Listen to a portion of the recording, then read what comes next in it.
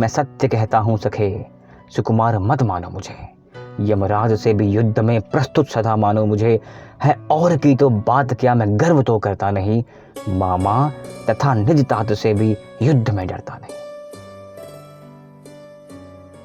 नमस्कार मित्रों, अगला काव्यखंड जो आज शुरू करने वाला हूं मैं, राष्ट्रकवि श्री मैथिली शरण गुप्त जी का। इस काव्यखंड का नाम है जयद्रथ का वध। अभी आपने देखा कि कर्ण का पराक्रम कैसा था रश्मिरथी में। अब आप देखते हैं अर्जुन का पराक्रम कैसा होने वाला है, क्योंकि इसमें अभिमन्यु वध भी होगा, प्रतिज्ञा भी होगी अर्जुन की, और जयद्रथ का वध भी होगा। लाइन्स पे आते हैं कि वाचक प्रथम सर्वत्र ही जय जानकी जीवन कहो, फिर पूर्वजों के शील की शिक्षा तरंगों में बहो। दुख शोक जब जो आ पड़े, फिर धैर्य पूर्वक सब सहो। ये शिक्षा है जो महाभारत से हमने अभी अभी सीखी है। होगी सफलता क्यों नहीं, कर्तव्य पथ पर दृढ़ रहो। अगली पंक्ति आप रिलेट कर पाएंगे कि अधिकार खोकर बैठना यह महादुष्कर्म है।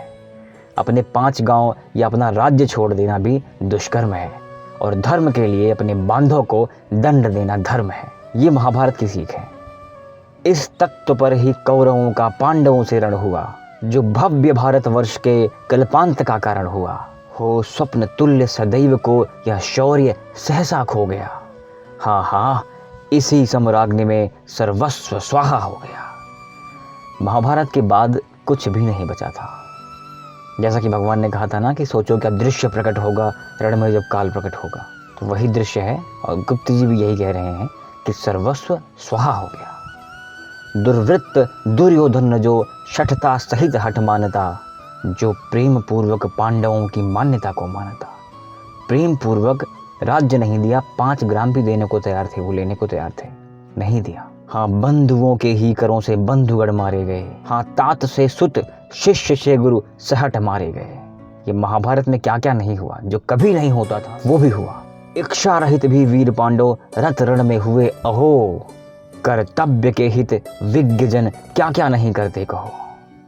जो विद्वान जन हैं वो कर्तव्य के लिए क्या क्या नहीं करते, बहुत कुछ करना पड़ता है। तो अब दृश्य है कि महाभारत चल रहा है, भगवान और अर्जुन कहीं और चले गए हैं युद्ध करने। आज द्रोणाचार्य ने अपना चक्रव्यूह रचा हुआ है। पांडव के पास किसी में से क्षमता नहीं थी कि अर्जुन के अलावा जाके भेज सके। अभिमन्यु सामने आता है। दृश्य आप देखें, रणधीर द्रोणाचार्य कृत दुर्भेद्य चक्रव्यूह को, शस्त्रार्थ सज्जित ग्रथित विस्तृत शूरवीर समूह को। जब एक अर्जुन के बिना पांडव न भेद कर सके, तब बहुत ही व्याकुल हुए सब यत्न करके वे थके। यों देख कर चिंतित उन्हें धर ध्यान शमरोत्कर्ष का, प्रस्तुत हुआ अभिमन्यु रण को सूर 16 वर्ष का। ये दृश्य देख कर कि मेरे तात श्री लोग, जितने भी चार पांडव शेष बचे थे, वो सब दुखी हैं कि क्या किया जाए। आज तो हार निश्चित है, हार कैसे मान लिया जाए, इनको बंदी बना लिया जाएगा।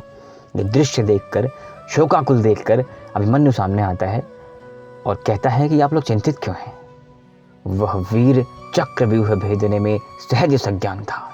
निज तात अर्जुन तुल्य ही बलवान था, गुणवान था। अपने पिता की भांति अभिमन्यु में वो सारे गुण थे। अगली पंक्ति सुनकर के आपकी भावनाएं उमड़ सकती हैं। अभिमन्यु कहता है कि हे तात, तजिए सोच को है काम क्या अब क्लेश का। ये क्लेश क्यों कर रहे हैं, दुख क्यों कर रहे हैं, विषाद क्यों कर रहे हैं, वेदना क्या है। मैं द्वार उद्घाटित करूंगा व्यूह बीच प्रवेश का। 16 वर्ष का एक योद्धा सुसज्जित होकर जब सामने आता है, वो छटा देखने लायक होती है। और कहता है, इस महान प्रतिभट पांडवों के सामने कहता है कि दुख किस बात का है, मैं हूं, मैं करूंगा मार्ग प्रशस्त, आप लोग मेरे साथ चलिए। अज्यूम करिए इस सिचुएशन कैसी रही होगी। यों पांडवों से कह समर को वीर वह सज्जित हुआ, शब्द देख उसकर उस समय सुरराज भी लज्जित हुआ। जब एक 16 वर्ष का योद्धा प्रतिभट सामने आता है, सज्जित होकर आता है, शस्त्र अस्त्र से लैस होकर आता है, उस समय गुप्त जी लिखते हैं कि देवराज इंद्र भी लज्जित हो जाते हैं। नर देव संभो वीर वह रण मध्य जाने के लिए।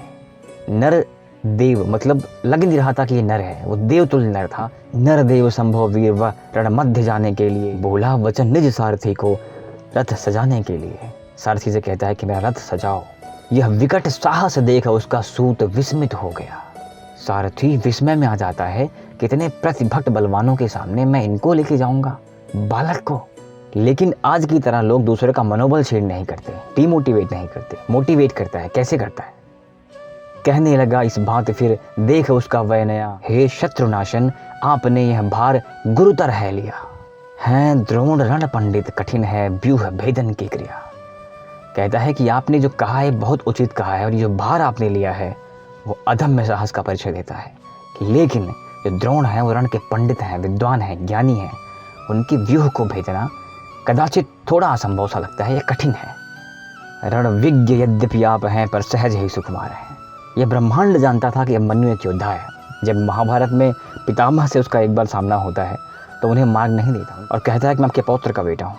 तो वो परिचय देखकर भीष्म भी प्रफुल्लित होते हैं कि कैसे कैसे लोग हमारे इस वंश में हैं और जिनसे मैं यहाँ मिल रहा हूँ, ये मेरा दुर्भाग्य है। तो दुनिया को पता था, सारथी को पता था कि आप रणविज्ञ हैं। तो सारथी कहता है कि रणविज्ञ यद्यपि आप हैं पर सहज ही सुकुमार हैं, सुख सहित नित पोषित हुए निज वंश प्राणाधार हैं। कहता कि अभी आपकी जो उम्र है वो कदाचित खेलने की उम्र है। यद्यपि आप सभी गुणों से संपन्न हैं लेकिन आप अपने वंश के प्राणाधार हैं। सुन सारथी का वह विनय बोला वचन ये वीर यों, करता घना घन गगन में निर्दोष अति गंभीर ज्यों।